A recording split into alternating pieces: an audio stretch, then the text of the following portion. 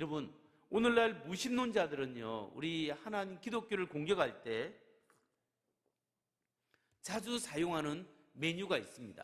그게 뭐냐면, 하나님이 이 세상에 살아계시는데 왜 이 세상은 악과 고통이 있는가라는 도전입니다. 제가 미국에서 전도사 생활할 때 고등학교 2학년 학생이 저에게 군과 공부 시간에 저에게 질문을 했습니다. 전도사님, 하나님이 계시는데 왜 이 세상에 evil, 악이 존재합니까? 라고 질문하는 거예요. 야, 그 악이 존재하기 때문에 하나님이 없다고 합니다. 누가 그런 이야기를 하든 물어보니까 자기 학교 선생님이 그랬대요. 고등학생들도 학교 토론 시간에 악이 존재하기 때문에 신이 존재하지 않는다, 이런 이야기를 들었다는 거죠. 여러분, 오늘날 무신론자들이 이 세상에 악이 존재하기 때문에 하나님은 존재하지 않는다, 이렇게씩 철학적인 면에서 굉장히 우리에게 기독교 신앙에 도전하는 이야기예요. 하나님이 존재하는데 왜 이 세상에 선한 사람들이 고통을 당하고 아픔을 당하고 죽임을 당하고 있습니까? 라는 질문입니다. 그런데 여러분, 이게 감정적으로 우리가 참 대응하기 힘들어서 그렇지 논리적으로는 그렇게 큰 어려움이 아닙니다. 악의 존재가 하나님이 없다라는 증거가 될 수가 없습니다. 우리가 한번 생각해 보면 이분들이 가장 많이 논리적으로 도전하는 그 프레임이 있습니다. 그게 뭐냐면, 이 시간 간단히 소개하면, 만일 첫 번째, 하나님이 전적으로 선하시다면 하나님은 악을 멸하실 수 있을 것이다. 하나님이 선하면 악을 멸하실 거예요. 그렇죠? 두 번째, 하나님이 만일 전능하시다면 악을 멸하실 수 있는 능력이 있다. able to. 하나님이 그렇게 그 악을 없앨 수 있는 능력을 가지고 있습니다. 그런데 세 번째, 그러나 악은 없어지지 않았다. 네 번째, 그러므로 선하고 전능하신 하나님은 없다. 이렇게 이제 도전을 하는 거예요, 지적으로. 그럼 이런 말을 들은 청년들이, 아, 진짜 그런가? 이런 생각을 하게 됩니다. 그런데 여러분, 이 이야기 주장은 논리적으로도 잘못되었습니다. 하나님이 악이 존재한다고 해서 하나님이 없다라고 그렇게 논리적으로 연결시킬 수가 없어요. 왜냐하면 이렇게 볼 수도 있기 때문입니다. 예를 들면, 첫 번째, 하나님은 전적으로 선하시고 악을 물리치기를 원하신다. 두 번째, 하나님은 전능하시고 악을 물리칠 수 있다. 그렇죠? 하나님이 전능하시기 때문에 악을 물리칠 수 있죠. 세 번째, not yet. 그러나 아직 악은 없어지지 않고 있다. 아직까지는. 뭔가 이유가 있겠죠? 네 번째, 그러므로 악은 어느 날 멸해질 것이다. 언제 하나님이 정한 그때 하나님이 악을 반드시 심판하실 것이다. 이렇게 보면 악이 있다 해서 하나님이 없다는 증거가 될 수 없는 거죠. 여러분, 이 세상에 악함이 있고 고통이 있다고 해서 하나님이 없는 증거가 될 수가 없습니다. 도리어 악이 있고 선이 있기 때문에, 악한 것이 있기 때문에 하나님이 계시다는 증거가 될 수 있는 거예요. 오늘 우리가 조금 생각을 하는 설교를 하게 되는데, 마지막 조금 복잡하진 않지만 한 번만 더 생각해 보면요, 이렇게 생각해 보겠습니다. 악이 존재하기 때문에 하나님이 계신다, 이렇게 이야기할 수 있는 거예요. 첫 번째 보면, 만약 하나님이 존재하지 않는다면 객관적인 도덕적 가치들은 존재하지 않는다. 하나님이 없으면요, 이 세상의 선도 악도 구분할 수 있는 기준점이 없어요. 무엇으로 선하다고 무엇으로 악하다고 할 수 있을까요? 진화론에서는 이 선과 악을 구분할 게 없어요. 왜냐하면 방향이 없기 때문에, 목적이 없기 때문에 악하고 선한 게 아니에요. 무조건 살아남는 게 좋은 거예요. 그리고 사회적으로 도덕을 배웠다 해도 이 사회가 배운 도덕과 저 사회가 배운 도덕이 달라야 되는데, 시대를 초월하고 문화를 초월해도 좋은 일을 하는 게 좋다고 생각하지, 이유 없이 사람을 죽인 것은 악하다고 생각하는 거죠. 그런 도덕성이 우리 마음속에 잠재되어 있다는 거예요. 그렇기 때문에 하나님이 없으면 왜 그런 도덕성이 있냐? 하나님이 없으면 그런 기준점이 없기 때문에 이 도덕적 가치들은 존재하지 않아야 합니다. 그런데 두 번째, 악이 존재하지요? 사람들이 보면 그건 나쁜 거야, 이건 악한 거야, 악이 존재합니다. 그렇기 때문에 세 번째, 객관적인, 누가 봐도 저건 나쁜 거다라는, 저건 선한 거다라는 도덕적 가치가 존재한다는 거죠. 그렇기 때문에 논리적으로 마지막 네 번째, 하나님이 존재한다, 이렇게 충분히 말을 할 수 있는 겁니다. 그러니까 이 세상에 악이 있고 선이 있는 것은 하나님이 존재한다는 강력한 증거가 된다는 거예요. 여러분, 학교에서 아이들이 시험을 볼 때 95점 받아온 애도 있고 80점 받아온 애도 있고 60점 받아온 애도 있을 거예요. 그러면 이 90점, 80점, 60점이라는 평가의 기준점이 뭐예요? 100점 만점이 있고 빵점이 있다는 거 아니에요. 다 맞을 수도 있고 다 틀릴 수 있는 기준점이 있는 거예요. 그런 기준에 근거해서 이게 다 몇 점을 맞았는지 채점을 할 수가 있는 거예요. 마찬가지로 이 세상에 기준점이 있는 거야. 악이 있고 선이 있다는 것은 어느 정도 악하다, 어느 정도 선하다라고 이야기하는 것은 절대 선이 있다는 거예요. 하나님이, 절대로 선하신 하나님이 없으면 악과 선을 견줄 수 있는 기준점이 없기 때문에 선하다, 악하다 궁극적으로 말할 수 없다라는 거죠.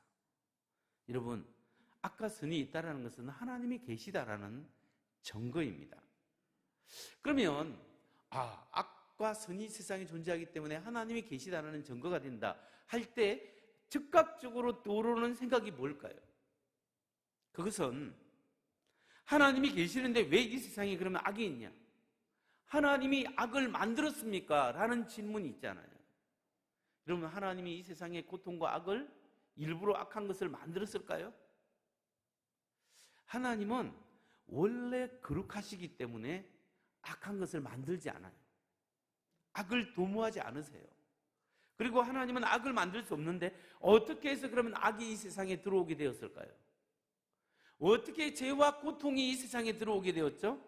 그것은 악은 만든 것이 아니라 하나님의 선, 하나님의 통치가 결여된, 하나님의 통치가 없는 곳에는 악이 자연 발생적으로 들어올 수밖에 없는 거예요. 예를 들면 여기 지금 불빛이 있어서 우리가 이 성경도 보고 제 얼굴을 볼 수 있잖아요. 갑자기 이 불빛이 정전돼서 셧다운돼서 그냥 다 꺼져버렸다면, 여러분, 그러면 뭐가 생겼습니까? 어둠이 생겼죠. 어둠을 일부러 만들려고 만든 것이 아니라 빛이 차단된 곳에는 어둠이 자연 발생적으로 들어오는 거예요. 하나님의 선한 통치, 하나님의 선하심이 차단되고 그걸 거부하는 곳에는 자연 발생적으로 악이 들어온다는 거죠. 그럼 목사님, 좀 더 구체적으로 설명해 주십시오. 좀 더 구체적으로 어떻게 해서 이 세상에 악이 들어왔죠? 그 이유는 하나님이 주신 가장 귀한 선물을 사람들이 잘못 사용했기 때문입니다. 다시 말해서 하나님의 형상대로 인간을 만들었다는 것은 하나님의 모양이 사람처럼 생겼다는 뜻이 아니에요. 하나님이 생각할 수 있는 분이고, 하나님이 인격이 있고, 하나님이 선과 악을 알 수 있는 분이고, 하나님이 선하신 분이고, 하나님이 이성적이고, 하나님이 창조할 수 있는 능력, 이 감각이 있는 능력이 있으신 분이에요. 그런데 그 하나님의 형상대로 인간을 지원받았다는 것은 특별히 인간 속에서 인격이 있고 자유의지가 있다는 뜻이에요. 내가 내 마음대로 결정을 할 수 있는 본능에 의해서뿐만 아니라 본능을 초월한 자기 결정력, 자의식이 있고 자기 결정력이 있는 이 인격으로 가지고 자유의지가 있는 거예요. 근데 아담과 하와에게 이런 자유의지를 주신 것은 인간에게 축복 중에 축복이에요. 왜냐하면 그렇지 않으면 로봇이니까. 가장 축복 중에 축복인 이 자유의지로 하나님을 자유스럽게, 자유롭게 존중하고 존경하고 인격적으로 교제하고 하나님의 은혜를 받을 수 있는 이 자유의지를 주셨는데, 이것을 통하여 이것의 단점이 뭐냐면 하나님을 거부할 수 있는 자유도 있는 거예요. 그런데 그렇게 하면 악을 선택할 때는 자기 책임이 부여되는 겁니다.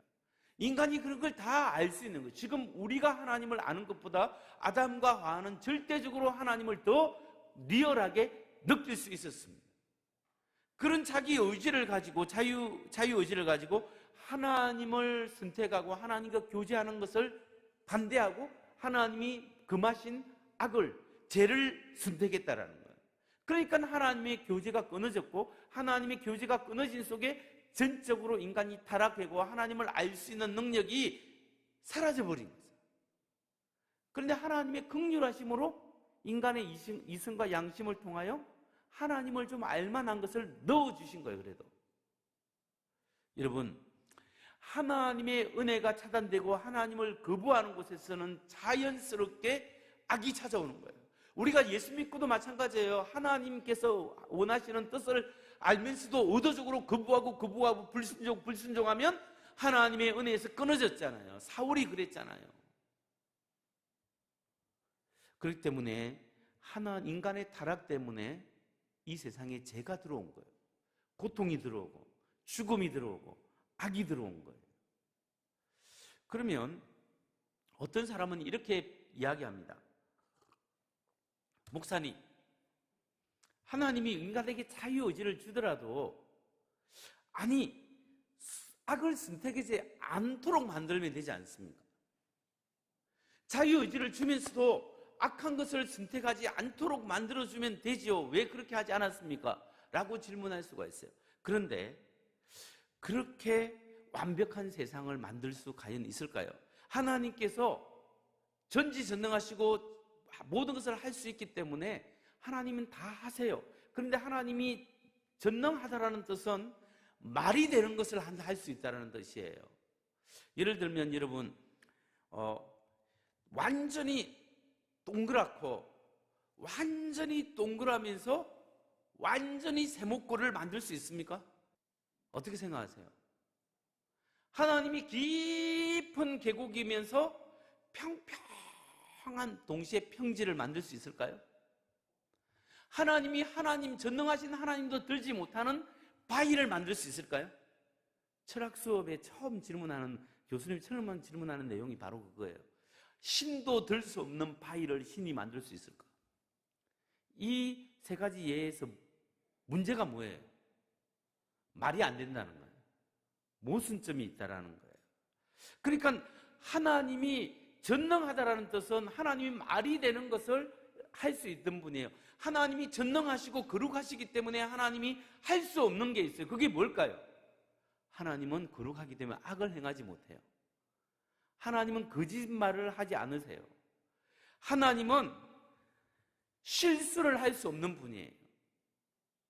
그러니까 하나님은 논리적으로 말이 되는 것을 다 하는 거지 말이 안 되는 걸 하나님이 하는 게 아니에요. 여러분, 이 그림을 한번 보죠. 그림을 보면 악이 없는 세계에서부터 완전히 악에 있는 세계, 논리적으로 가능한 세계가 있어요.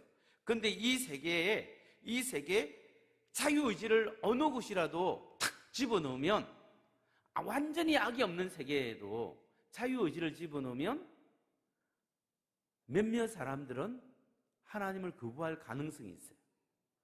완전히 악이 있는 세계에서도 자유의지를 집어넣으면 몇몇 사람은 하나님을 선택하고 순종할 수 있는 가능성이 있는 거예요. 그러니까 우리가 어떤 가능한 세계에 살더라도 자유의지가 있는 곳에는 반항할 수 있는 악을 선택한 여지는 있어요. 그러나 하나님의 은혜 가운데 우리가 하나님을 선택할 수 있도록 우리를 보호하시고 인도하시고 이끌어 주십니다. 그럼에도 불구하고 인간이 악을 선택할 수 있다는 거예요. 그게 인간이에요. 하나님을 배반할 수 있는 가능성이 생깁니다. 그런데 그 자유의지를 하나님을 선택해야 할 때 하나님의 영원한 은혜 가운데 살 수 있는 거예요. 자, 그러면 우리는 하나님이 주신 이 자유의지를 잘못 사용해서 이 세상에 악이 들어오는 것을 알았습니다. 그러면 왜 하나님은 그 악을 빨리 제거하지 않죠? 왜 인생의 고통과 나의 아픔을 하나님이 빨리 제거하지 않으십니까? 왜 아직까지 하나님은 그 악을 허용하고 있을까요? 여기에 대해서 한 두세 가지 이유가 있습니다. 첫 번째, 하나님이 악함을 허용하시는 이유는 하나님께서는 인간의 죄악을 허용함으로써 구원의 길을 이루는, 인간의 악을 허용함으로써 이 구원의 길을 이루는 수단으로 삼기 때문입니다. 최고의 악을 최고의 선으로 바꾸기 위해서 임시적으로 악을 허용하셨다라는 거예요. 여러분, 사람이 저지른 가장 큰 죄악, 최고의 악이 뭘까요? 그 악 중에 악이 뭐냐면 인간이 창조주 하나님을 십자가에 못 박아 버린 거예요. 인간이 창조주 하나님을 죽인 거예요. 이게 가장 큰 악입니다. 그런데 하나님은 이 악을 어떻게 했어요? 최고의 선으로 역전시킨 거예요. 인간이 하나님을 십자가에 못 박아 죽었지만 하나님의 아들을, 하나님께서는 그 악을 인류를 구원하는 하나님의 구원의 도구, 구원의 수단으로 삼으신 거예요. 그렇기 때문에 악을 선으로 바꾸시고 우리에게 구원의 길을 열어주시기 위해서 하나님께서는 임시적으로 악을 허용하신 거예요. 빨리 없애지 않고. 여러분, 어쩌면 우리가 지금 경험하고 내 개인적으로 당하는 아픔과 하나님, 왜 내가 이런 아픔을 가지고 살아야 합니까? 어쩌면 하나님께서는 그것을 통하여 하나님의 선을 이루는 수단으로 삼기 위해서 나에게 주신 십자가일 수 있다는 것을 기억하시기 바랍니다. 두 번째로, 그러면 하나님께서 왜 악을 허용하실까? 그 이유는 인생의 고통을 통해서 우리로 하여금 하나님 앞에 오게끔 하기 위해서 악을 허용하시는 거죠.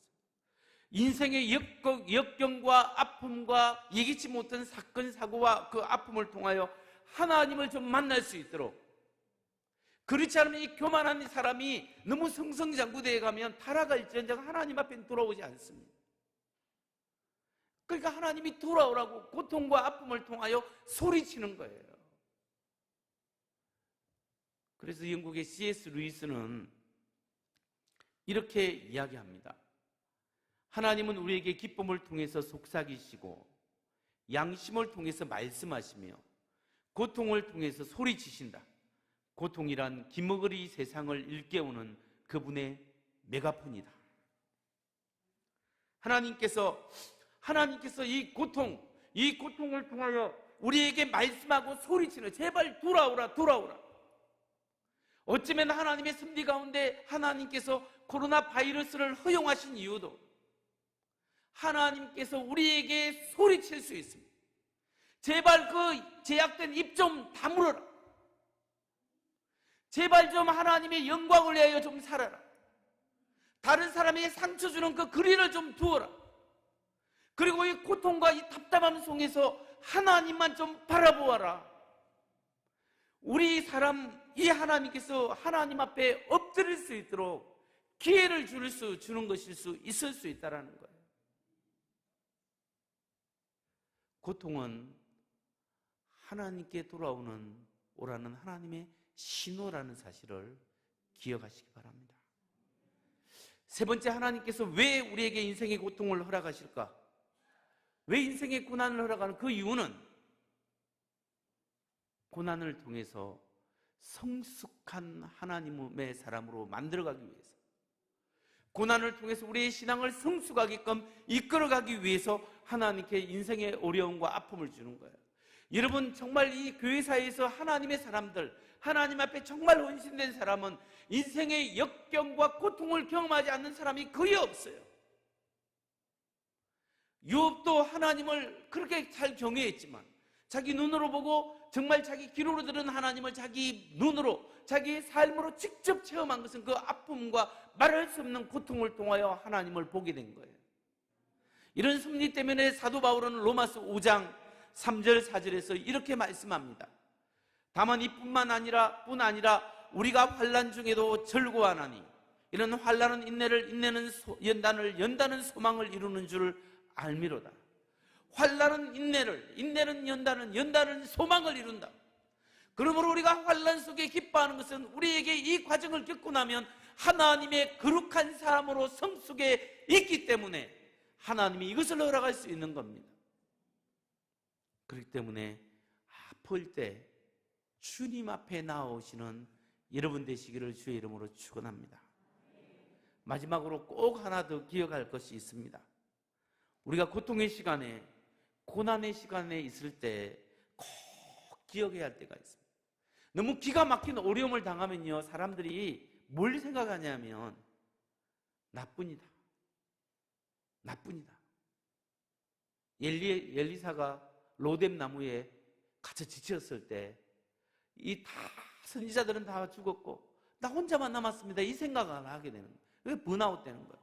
여러분, 우리가 꼭 기억할 것은 고통당할 때 우리 주님도 나와 함께 고통을 당하신다. 이걸 꼭 기억해야 합니다. 여러분, 고통 가운데 있을 때 하나님이 내버려두고 네 혼자의 아니에요.